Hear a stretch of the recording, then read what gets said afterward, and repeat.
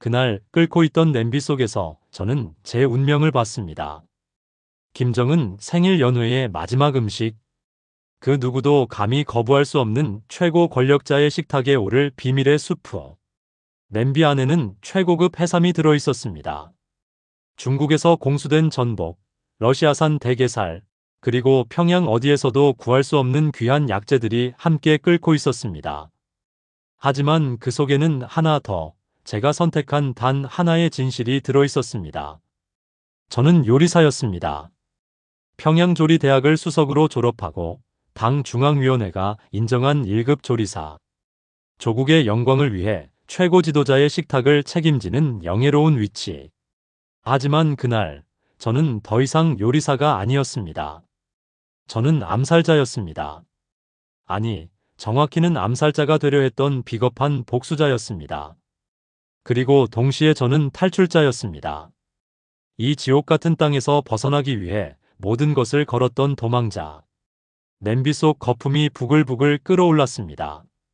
마치 제 심장처럼, 마치 제 분노처럼, 마치 제가 목격한 이 나라의 썩은 진실처럼. 국자를 들었을 때 제 손은 떨리지 않았습니다. 이미 결심한 일이었으니까요. 하지만 제 눈에서는 눈물이 흘러내렸습니다.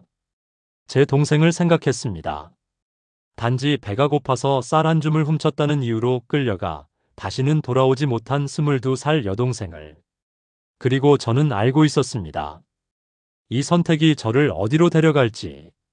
살아남는다면 저는 영원한 반역자가 될 것입니다. 죽는다면 그저 이름 없는 배신자로 역사에 기록될 것입니다. 하지만 저는 더 이상 참을 수 없었습니다.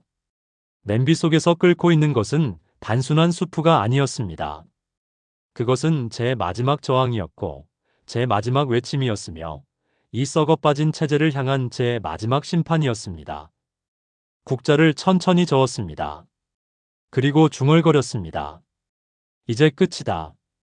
구독과 좋아요, 그리고 알림 설정과 소중한 댓글은 영상 제작에 큰 도움이 됩니다. 평양 중심부 조선노동당 중앙위원회 본부 건물 지하 3층. 일반인은 물론이고 대부분의 당 간부들조차 출입이 금지된 이곳에 특별한 공간이 있었습니다. 바로 최고 존엄 전용 주방이었습니다. 스테인리스 스틸로 마감된 벽면, 최신식 조리 기구들, 그리고 24시간 작동하는 감시 카메라. 이곳은 주방이라기보다는 최첨단 실험실에 가까워 보였습니다. 1급 조리사 리현수는 오늘도 새벽 5시에 출근했습니다. 37의 나이, 평양조리대학 수석 졸업, 그리고 당이 인정한 최고의 요리사. 그의 이력은 완벽했습니다. 주방으로 들어서자 동료들이 고개를 숙여 인사했습니다. 현수 동무, 일찍 오셨습니까? 오늘 중요한 식사 준비가 있다고 들었습니다. 현수는 무표정하게 고개를 끄덕였습니다. 네, 장군님 식사를 준비해야 합니다.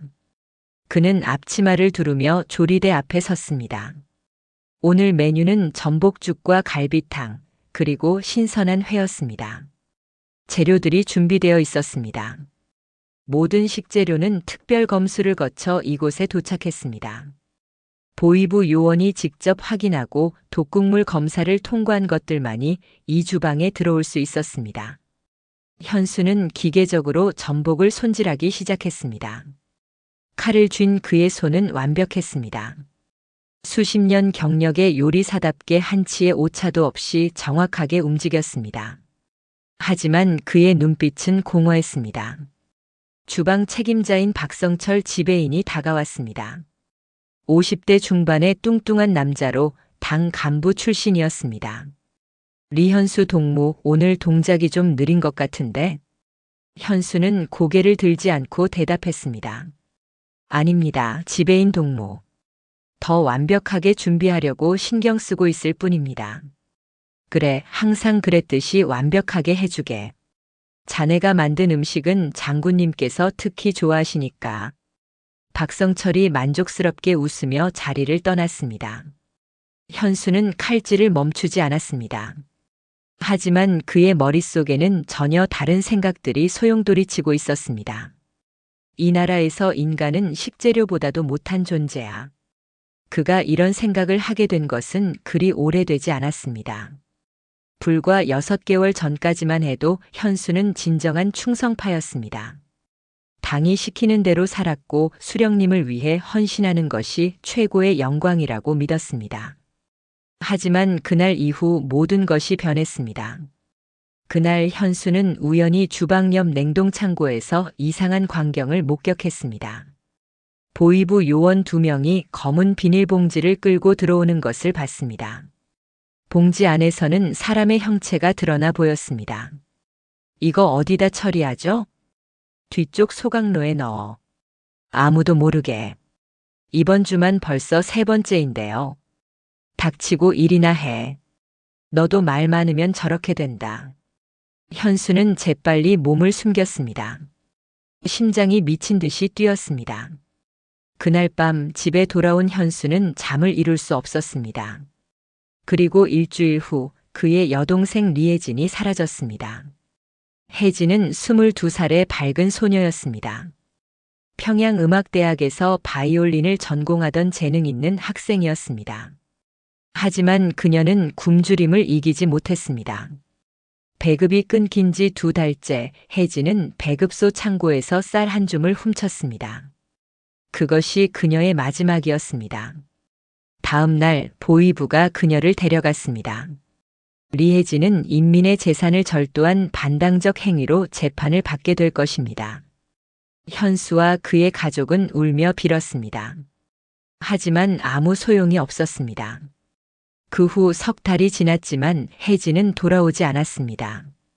재판도 판결도 아무런 소식도 없었습니다. 그저 증발해버렸습니다. 현수는 알고 있었습니다. 혜진이 어떻게 되었는지. 주방 옆 냉동창고로 끌려온 그 검은 비닐봉지들. 그중 하나가 혜진이었을지도 모른다는 끔찍한 생각이 머릿속을 떠나지 않았습니다. 리현수 동무. 정신 차리게. 박성철의 고함 소리에 현수는 정신을 차렸습니다. 죄송합니다, 지배인 동무.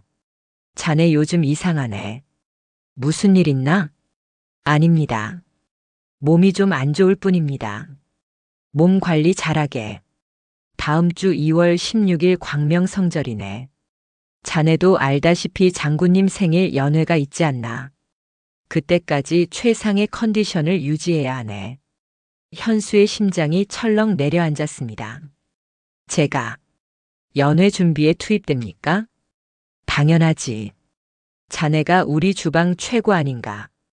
특히 해삼 수프는 자네가 아니면 안 된다고 장군님께서 직접 말씀하셨네. 박성철은 어깨를 두드리며 웃었습니다. 하지만 현수는 웃을 수 없었습니다. 그의 머릿속에 한 가지 생각이 떠올랐습니다. 위험하고 미친 생각이었습니다. 하지만 동시에 유일한 기회이기도 했습니다. 이 음식을 통해 끝낼 수 있을지도 몰라. 현수는 칼을 내려놓으며 깊은 한숨을 내쉬었습니다. 그의 운명이 결정되는 순간이 다가오고 있었습니다. 그날 밤 현수는 집에 돌아와서도 잠을 이룰 수 없었습니다. 좁은 아파트의 작은 방. 창문 밖으로는 평양의 야경이 보였습니다. 불빛이 거의 없는 어두운 도시. 간간히 보이는 가로등 불빛만이 적막한 거리를 비추고 있었습니다. 현수는 책상 서랍을 열었습니다. 그 안에는 혜진의 사진이 들어 있었습니다. 바이올린을 안고 환하게 웃고 있는 동생의 모습. 그 사진을 찍은 것은 불과 1년 전이었습니다. 오빠, 나 다음 달에 독주에 있어. 꼭 와야 돼. 그럼 당연히 가지. 우리 혜진이가 얼마나 잘하는데.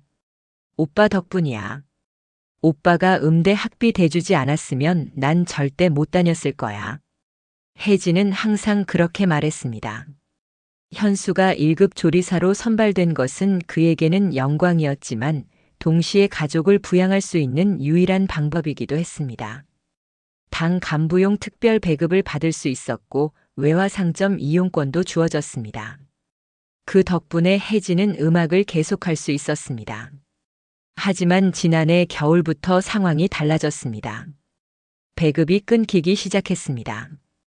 특별 배급도 예외는 아니었습니다. 일시적인 경제적 어려움입니다.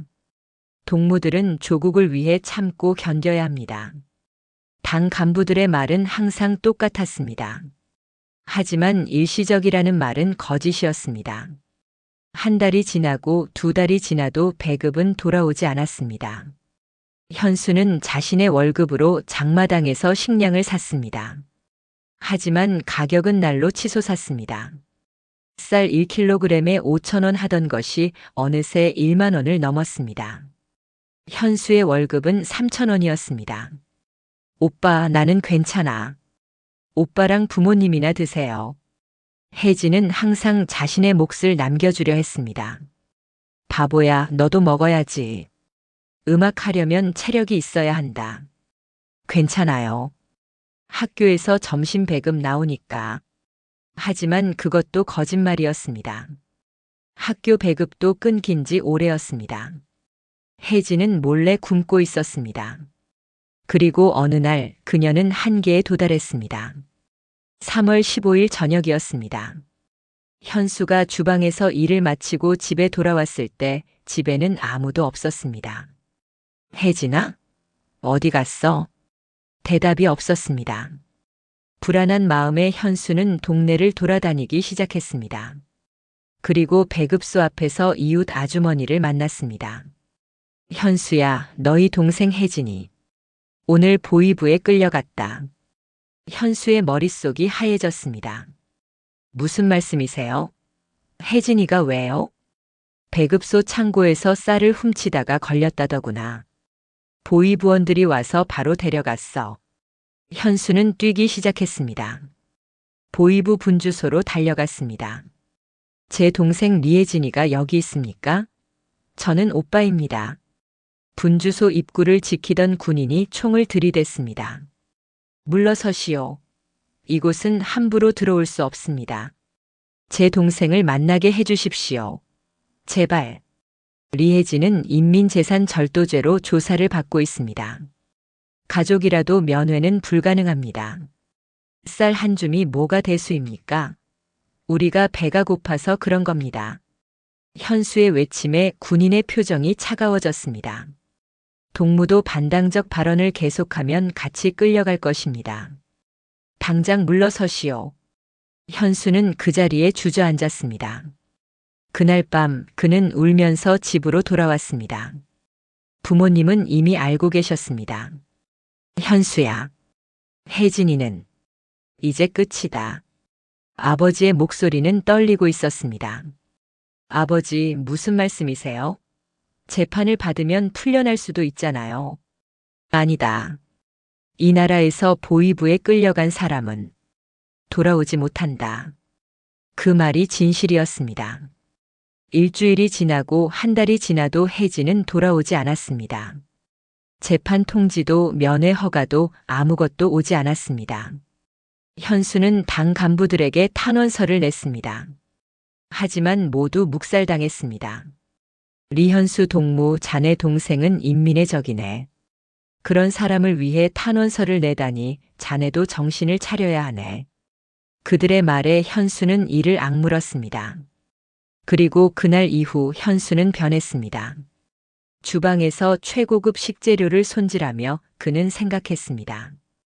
이 재료 하나면 우리 가족이 한 달을 먹고 살 수 있어. 이 전복 한 마리 가격이면 장마당에서 쌀 10kg을 살 수 있어. 여기서 버려지는 음식 찌꺼기가 밖에서 굶어 죽는 사람들보다 더 귀한 대접을 받고 있어. 분노가 쌓여갔습니다. 그리고 혜진이 사라진 지 정확히 석 달째 되던 날. 현수는 주방 옆 냉동창고에서 또다시 그 광경을 목격했습니다. 검은 비닐봉지. 그 안에 사람 형체. 이번에는 더 가까이에서 봤습니다. 봉지 밖으로 삐져나온 손. 여자의 손이었습니다. 가느다란 젊은 여자의 손. 그 손가락에는 반지가 끼워져 있었습니다. 현수의 심장이 멈췄습니다. 그 반지를 그는 알고 있었습니다. 혜진이 항상 끼고 다니던 은반지. 현수가 그녀의 20살 생일에 선물한 것. 아, 아. 현수는 비명도 지르지 못했습니다. 그저 그 자리에 얼어붙어 서 있을 뿐이었습니다. 보위부 요원들이 봉지를 끌고 소각로 쪽으로 사라졌습니다. 현수는 무너졌습니다. 바닥에 주저앉아 소리 없이 울었습니다. 혜진아, 미안해. 오빠가 지켜주지 못해서. 그날 밤 현수는 결심했습니다. 복수를 하기로. 이 썩어 빠진 체제에 자신의 동생을 죽인 이 나라에, 그리고 모든 비극의 정점에 있는 그 사람에게. 2월 10일 연회 준비 일주일 전. 현수는 박성철 지배인에게 호출되었습니다. 지배인실 문을 두드리자 안에서 목소리가 들렸습니다. 들어오게. 현수가 들어서자 박성철은 책상 앞에 앉아 서류를 보고 있었습니다. 리현수 동무 앉게. 현수는 의자에 앉았습니다. 박성철은 서류를 덮고 현수를 바라봤습니다. 자네에게 중요한 임무를 주려고 하네. 무슨 임무입니까, 지배인 동무? 2월 16일 광명성절 연회에서 장군님께서 드실 특별 요리를 만들어야 하네. 현수는 이미 알고 있던 내용이었지만 놀란 척했습니다. 영광입니다, 지배인 동무. 자네가 만들 음식은 해삼수프일세. 장군님께서 특별히 좋아하시는 요리지. 박성철은 서랍에서 빨간 봉투를 꺼냈습니다. 이것이 레시피일세. 절대 보안 문서이니 함부로 다루면 안 되네. 현수는 조심스럽게 봉투를 받았습니다. 알겠습니다. 이 레시피는 중국 궁정 요리사가 만든 것으로 장군님께서 유일하게 인정하신 해삼수프 조리법일세. 재료 하나하나가 특급 기밀이니 철저히 비밀을 유지해야 하네. 네, 명심하겠습니다. 그리고 박성철의 표정이 심각해졌습니다. 이번 연회는 그 어느 때보다 중요하네. 외국 귀빈들도 많이 온다고 하더군. 실수가 있어서는 절대 안 되네. 알겠나? 알겠습니다, 지배인 동무. 자네가 실수하면 자네만 끝나는 게 아닐세. 우리 주방 전체가, 아니 자네 가족 전체가 책임을 져야 하네. 그 말에 현수의 손이 움찔했습니다. 박성철은 그것을 놓치지 않았습니다. 왜 그러나? 긴장되나? 아닙니다. 최선을 다하겠습니다. 그래, 믿네. 자네는 우리의 자랑이니까. 현수는 봉투를 들고 지배인실을 나왔습니다. 복도를 걸으며 그는 봉투를 꽉 쥐었습니다. 이것이 기회야. 현수는 주방으로 돌아가지 않고 화장실로 향했습니다. 칸 안에 들어가 문을 잠그고 조심스럽게 봉투를 열었습니다. 안에는 정교하게 타이핑된 레시피가 들어 있었습니다. 해삼수프 조리법 극비. 재료. 러시아산 흑해삼 500지, 중국산 전복 300지, 인삼뿌리 50지, 영지버섯 30지, 대게살 200지, 기타 약재 별도 제공. 조리 순서. 해삼을 12시간 불린 후. 현수는 레시피를 자세히 읽었습니다. 조리 과정은 복잡했습니다. 여러 단계를 거쳐야 했고 각 재료의 투입 시간이 정확히 명시되어 있었습니다. 완벽한 레시피야. 하지만 현수의 머릿속에 계획이 떠올랐습니다. 그는 레시피를 다시 봉투에 넣고 주방으로 돌아왔습니다. 다음 날부터 현수는 연습을 시작했습니다. 특별 재료 창고에서 해삼과 전복을 꺼내 조리 연습을 했습니다. 한 번, 두 번, 세 번. 완벽한 맛을 낼 때까지 반복했습니다. 동료 조리사들은 감탄했습니다. 현수 동무 역시 최고네. 이 맛이라면 장군님께서 크게 만족하실 거야. 하지만 현수는 웃지 않았습니다. 밤마다 그는 레시피를 연구했습니다. 그리고 다른 것도 연구했습니다. 어떻게 하면 이 음식의 진실을 담을 수 있을지. 독을 넣을 수는 없었습니다. 모든 재료는 사전 검사를 받았고 완성된 음식도 미리 시식하는 담당자가 있었습니다. 독이 아니야. 다른 방법이 필요해. 현수는 생각했습니다. 그리고 어느 날 밤 그는 답을 찾았습니다. 부패한 재료를 쓰는 거야. 해삼은 부패 속도가 빠른 식재료였습니다. 제대로 보관하지 않으면 금방 썩었습니다. 그리고 썩은 해삼을 먹으면 심한 식중독을 일으켰습니다. 죽지는 않지만 며칠간 고통스러워야 했습니다. 그래. 죽이는 게 아니라 고통을 주는 거야. 그리고 그 순간에 현수는 더 큰 계획을 세우기 시작했습니다. 연회 당일 혼란이 일어나는 순간을 틈타 탈출하는 것. 국경까지 가는 경로를 머릿속으로 그렸습니다. 평양에서 신의주까지, 그리고 압록강을 건너 중국으로.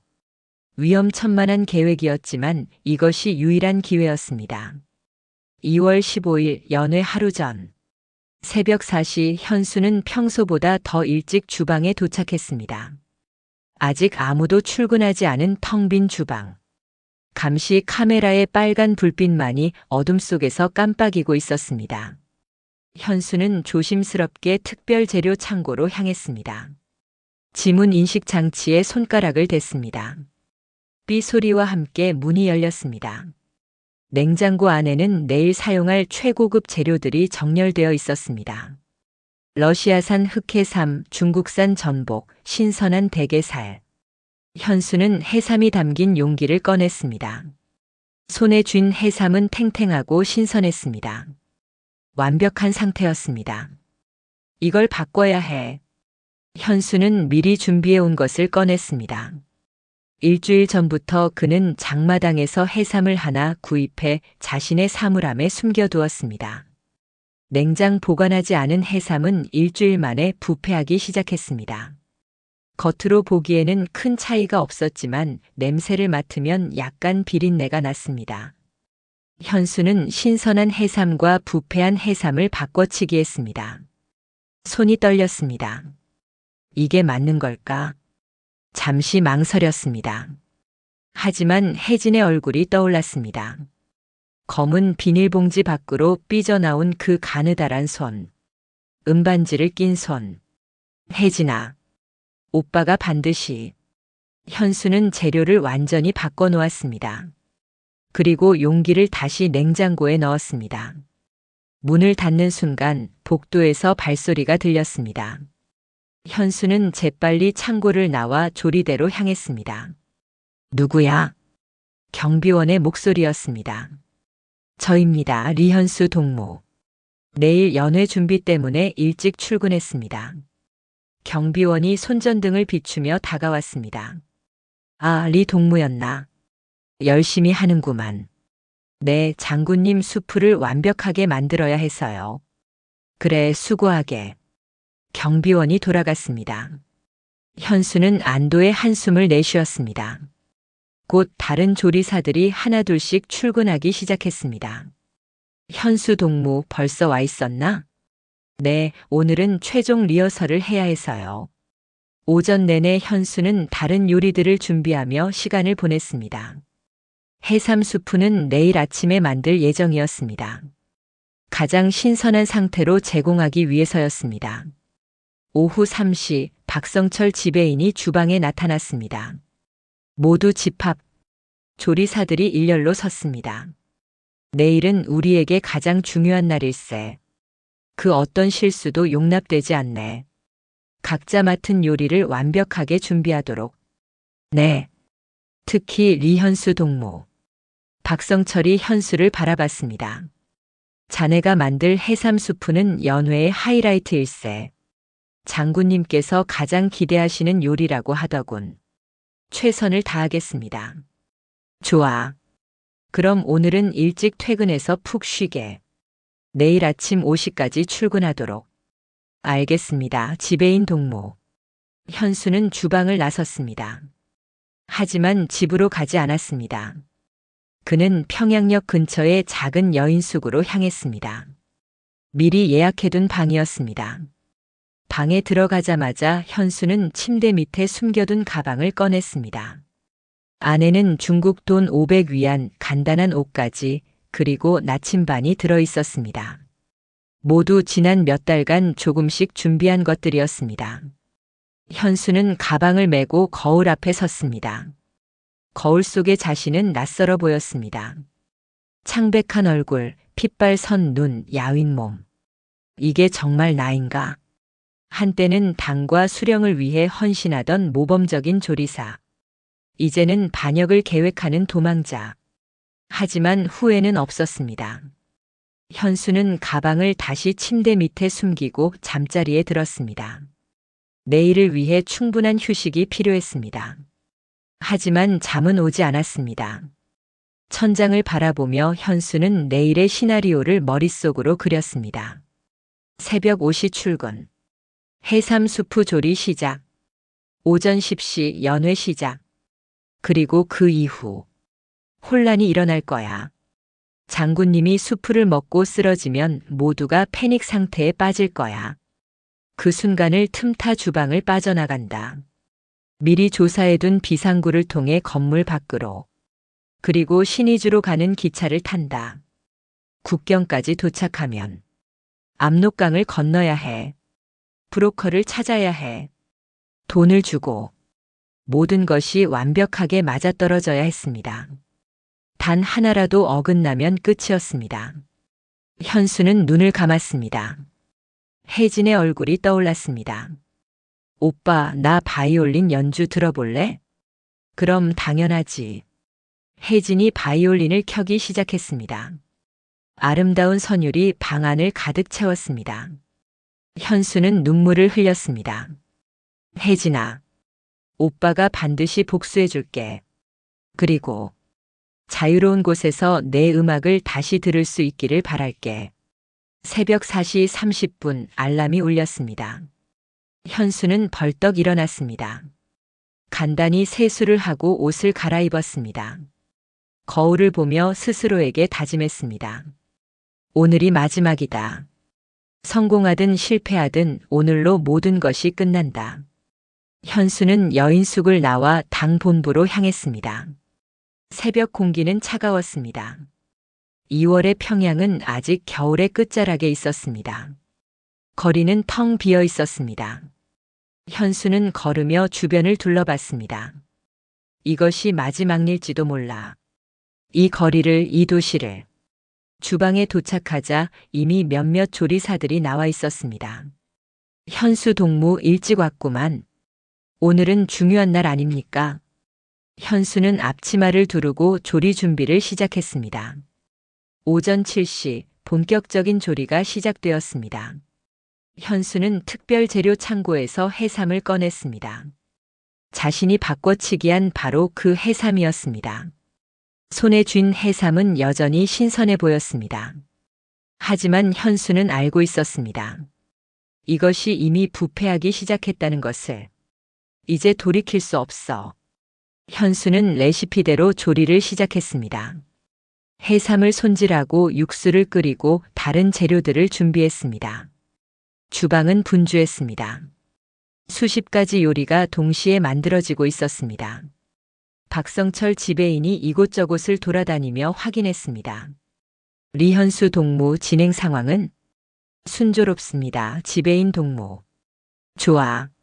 맛을 한번 봐야겠네. 박성철이 국자를 들어 수프를 떠서 맛봤습니다. 현수의 심장이 쿵쿵거렸습니다.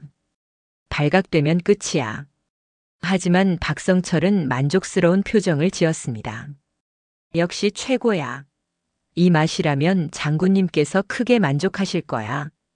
현수는 겉으로는 미소를 지었지만 속으로는 안도했습니다. 아직 부패가 심하지 않아서 맛에는 큰 차이가 없는 거야. 하지만 몇 시간 후면 오전 9시 30분 모든 요리가 완성되었습니다. 황금빛 그릇에 담긴 해삼 수프. 현수는 그것을 바라보며 마지막 생각을 했습니다. 이것이 내가 만든 마지막 음식이다. 바로 그때였습니다. 주방 한쪽 구석에 설치된 감시 카메라 하나가 현수를 향해 돌아갔습니다. 빨간 불빛이 깜빡였습니다. 현수는 그것을 보지 못했습니다. 하지만 다른 곳에서 누군가는 보고 있었습니다. 보안실. 모니터 앞에 앉은 보이부 요원이 화면을 응시하고 있었습니다. 저 자식, 뭔가 이상한데. 요원은 리와인드 버튼을 눌러 새벽 녹화 영상을 재생했습니다. 새벽 4시 텅 빈 주방에 혼자 들어오는 현수. 특별 재료 창고로 들어가는 현수. 무언가를 바꿔치기 하는 듯한 동작. 이 새끼가. 요원은 즉시 무전기를 들었습니다.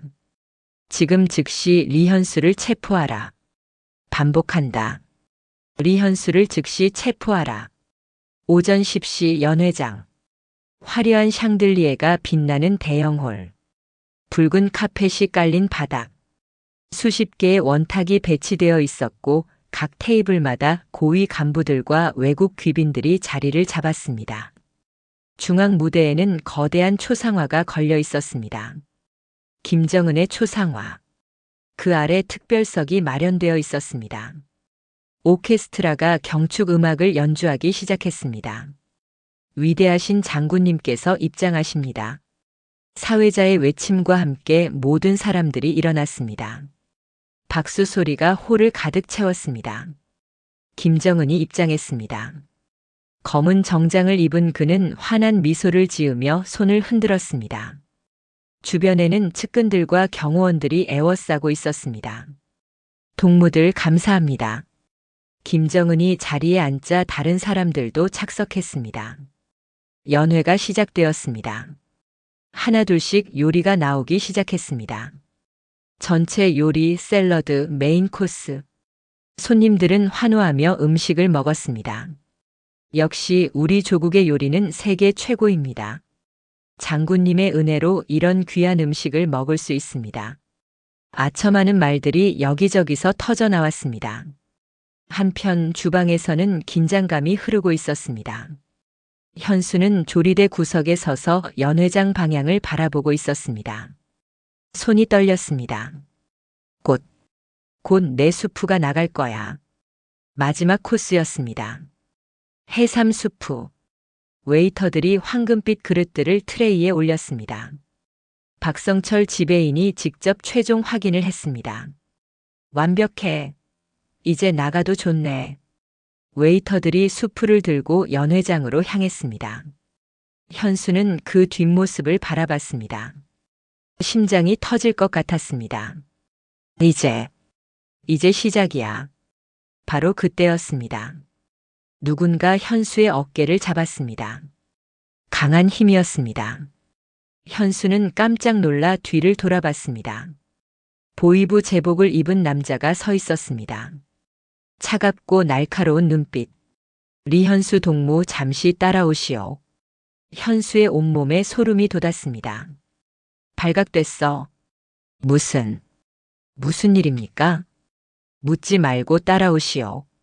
주변의 조리사들이 이쪽을 쳐다봤습니다. 박성철도 놀란 표정으로 다가왔습니다. 이게 무슨 일이오? 연회가 진행 중인데. 보안 문제입니다. 리현수 동무를 조사해야 합니다. 조사라니. 지금은 안 됩니다. 명령입니다. 거부하면 당신도 같이 끌려갑니다. 박성철의 얼굴이 창백해졌습니다.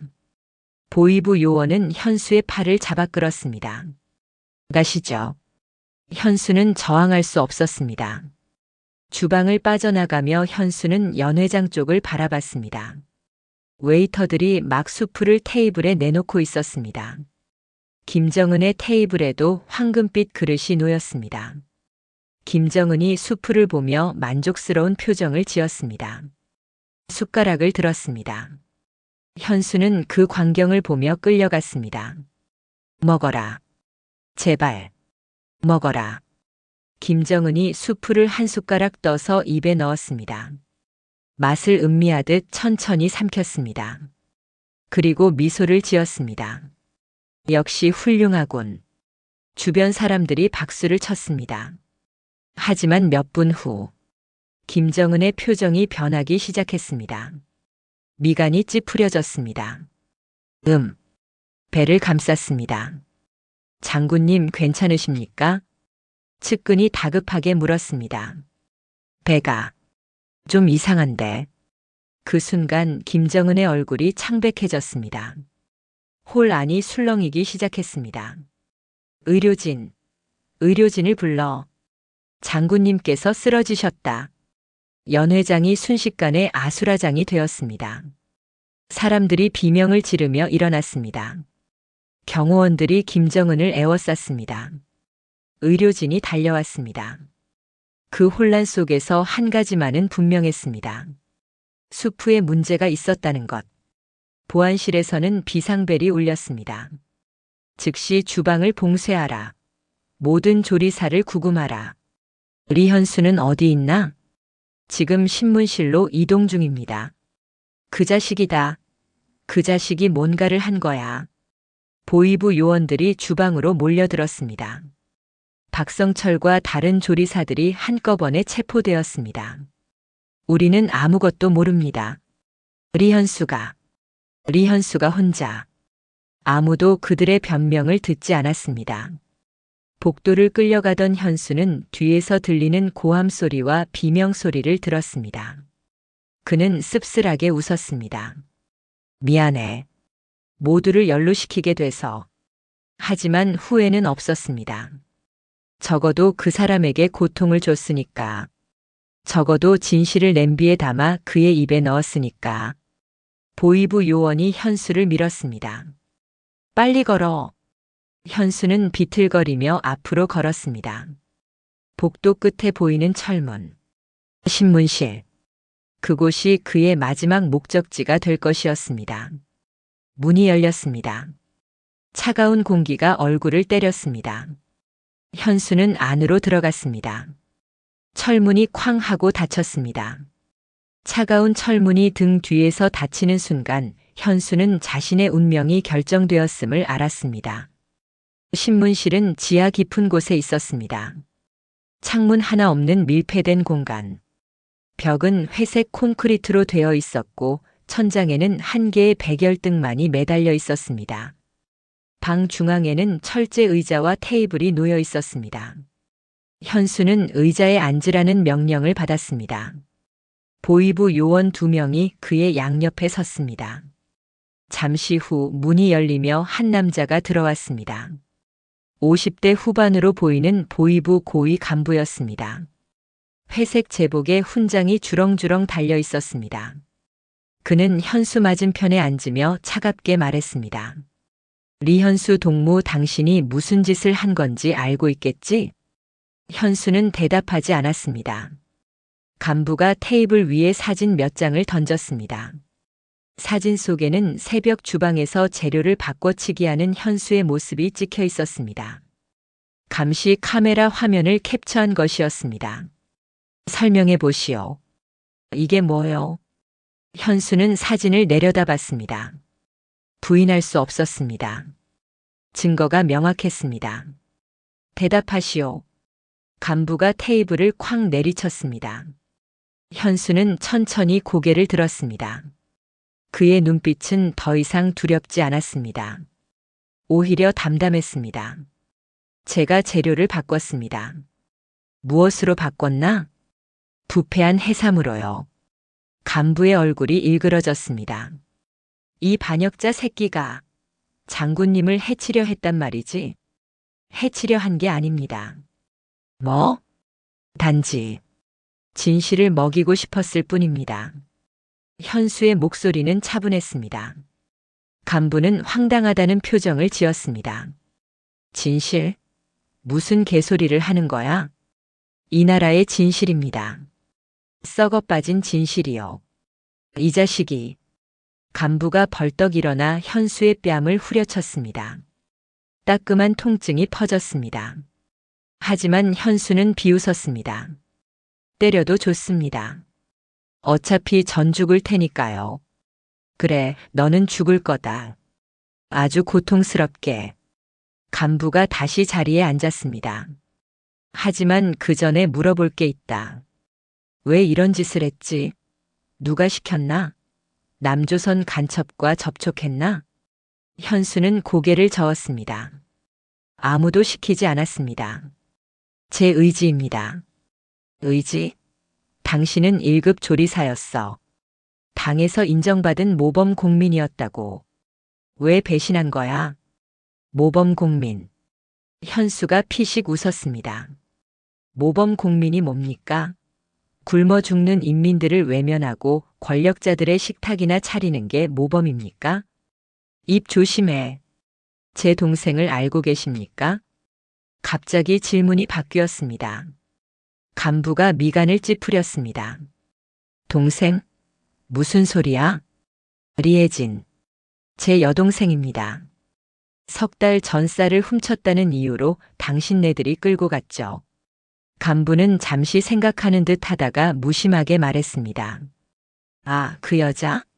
인민재산 절도죄로 처형당했을 거야. 현수의 주먹이 움켜쥐어졌습니다. 처형. 당했다고요?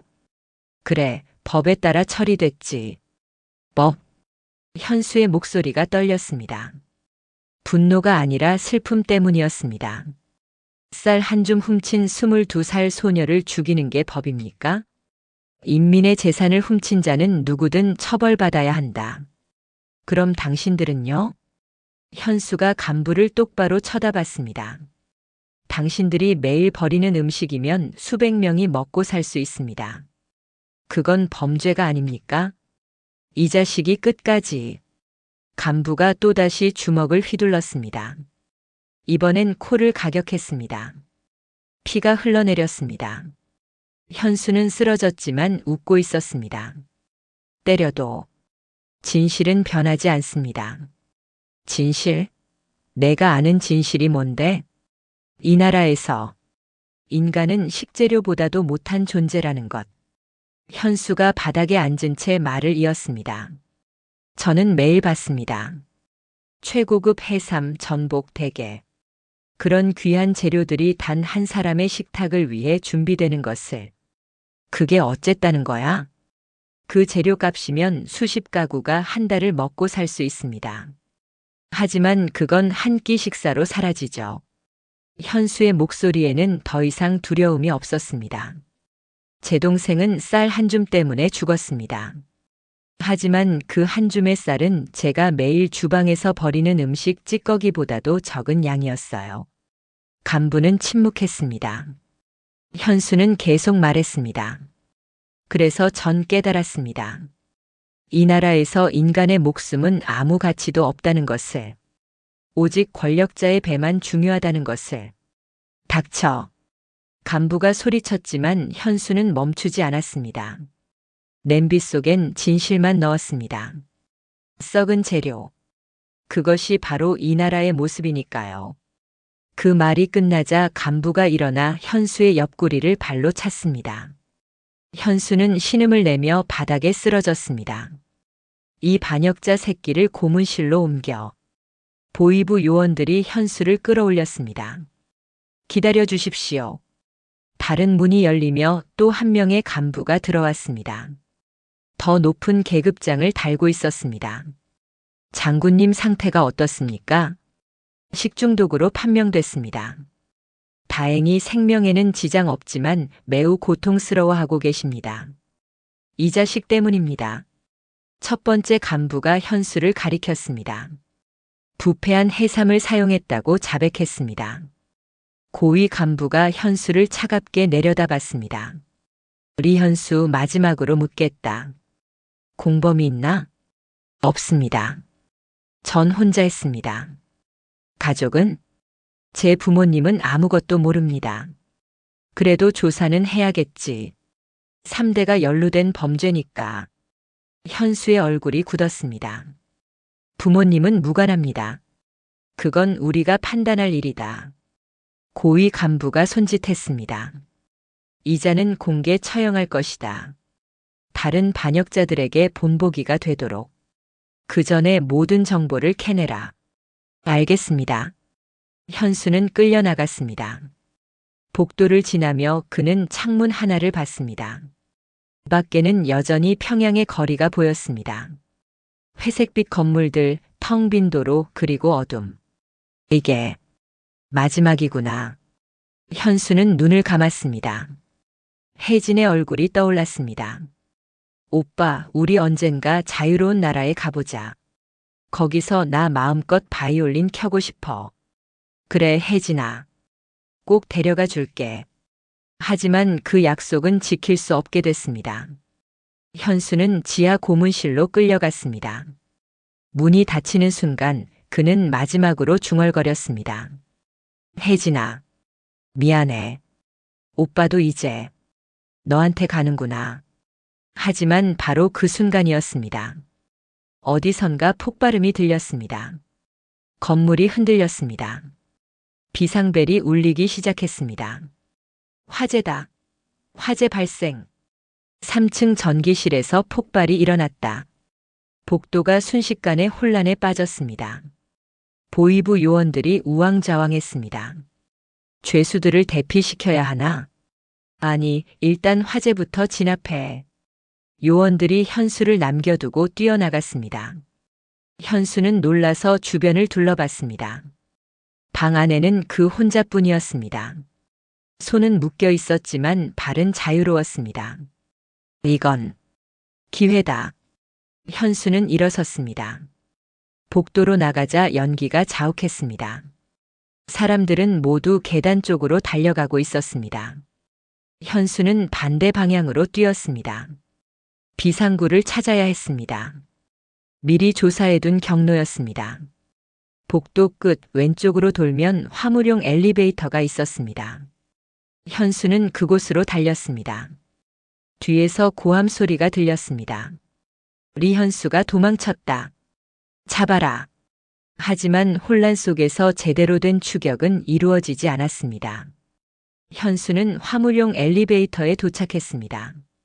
다행히 작동했습니다. 1층 버튼을 눌렀습니다. 엘리베이터가 내려가기 시작했습니다. 현수는 묶인 손을 이로 풀기 시작했습니다. 끈이 조금씩 느슨해졌습니다. 띵. 1층 도착. 문이 열리자 현수는 밖으로 뛰어나갔습니다. 화물 출입구였습니다. 경비가 없었습니다. 모두 화재 진압에 동원된 것 같았습니다. 현수는 건물 밖으로 나왔습니다. 차가운 공기가 폐를 가득 채웠습니다. 자유의 공기였습니다. 하지만 아직 끝이 아니었습니다. 평양 한복판에서 신의주까지, 그리고 압록강을 건너야 했습니다. 현수는 어둠 속으로 뛰기 시작했습니다. 뒤에서 사이렌 소리가 들렸습니다. 탈주자 발견. 즉시 체포하라. 총성이 울렸습니다. 하지만 현수는 멈추지 않았습니다. 그는 살기 위해, 자유를 위해, 혜진에게 약속한 그 세상을 보기 위해 뛰었습니다. 새벽 2시 신의주 외곽. 현수는 숨을 헐떡이며 강변에 도착했습니다. 평양에서 신의주까지 오는데 이틀이 걸렸습니다. 화물 열차에 몰래 숨어들고 검문을 피해 산길을 걷고 굶주림과 추위를 견디며 여기까지 왔습니다. 눈앞에는 압록강이 펼쳐져 있었습니다. 얼어붙은 강. 저 너머가 중국이었습니다. 자유였습니다. 하지만 국경은 삼엄했습니다. 초소마다 불빛이 켜져 있었고 경비병들이 순찰을 돌고 있었습니다. 현수는 미리 알아둔 브로커의 연락처를 떠올렸습니다. 한 달 전 주방 배달원을 통해 몰래 얻은 정보였습니다. 강변 창고 3번. 거기서 밤 2시에 기다려. 500위안 준비하고. 현수는 창고를 찾아갔습니다. 낡은 목조 건물이었습니다. 문을 두드렸습니다. 잠시 후 문이 조금 열리며 눈동자 하나가 나타났습니다. 암호는 자유. 문이 활짝 열렸습니다. 안에는 40대 중반의 남자가 서 있었습니다. 얼굴에는 흉터가 있었고 눈빛은 날카로웠습니다. 돈은? 현수는 주머니에서 위안화를 꺼냈습니다. 브로커가 세어봤습니다. 500위안. 정확하네. 언제 출발합니까? 지금 당장. 준비됐나? 현수는 고개를 끄덕였습니다. 그럼 따라와. 그리고 절대 소리 내지 마. 들키면 우리 둘 다 죽어. 브로커는 창고 뒤쪽으로 안내했습니다. 거기에는 작은 보트가 숨겨져 있었습니다. 강 위로 걷는 게 더 빠르지만 위험해. 보트로 가는 게 안전해. 두 사람은 보트를 들고 강변으로 갔습니다. 달빛만이 희미하게 주변을 비추고 있었습니다. 현수가 보트에 올라탔습니다. 브로커가 노를 저었습니다. 보트는 천천히 강 위를 나아갔습니다. 얼음이 깨지는 소리가 들렸습니다. 현수는 숨을 죽였습니다. 300m, 200m, 100m. 중국 쪽 강변이 점점 가까워졌습니다. 바로 그때였습니다. 저기다. 불빛이 보인다.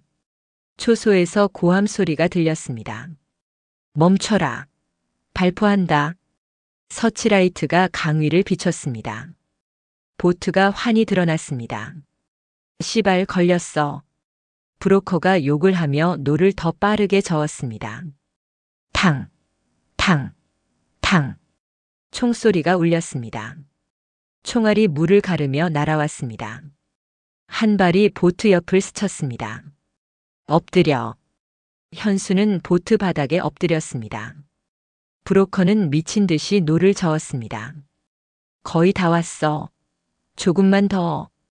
50m, 30m, 10m. 보트가 중국 쪽 강변에 닿았습니다.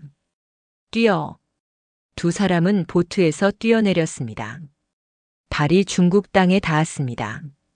뒤에서 총성이 계속 울렸습니다. 멈춰. 쏜다.